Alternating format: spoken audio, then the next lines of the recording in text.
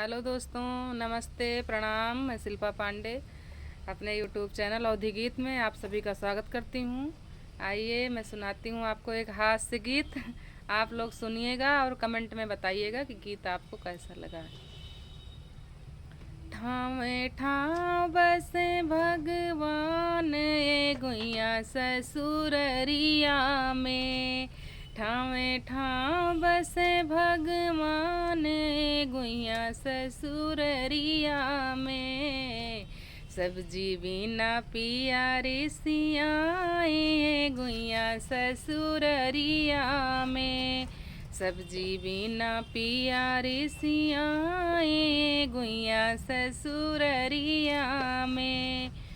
आलू में है अलख निरंजन, परवल में परमेश्वर जी। आलू में है अलख निरंजन, परवल में परमेश्वर जी। गोभी में है गोवर्धन जी, भिंडी में भूमेश्वर जी।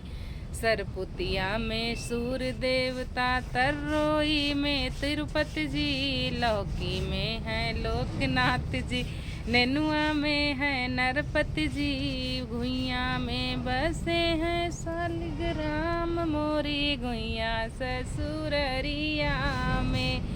घुइया में बसे हैं शालिग्राम मोरी गुइया ससुररिया में। सब्जी बिना पियारी सिया ये गुइया ससुररिया में। ठाव ठाव बसे भगवान है गुइया ससुररिया में।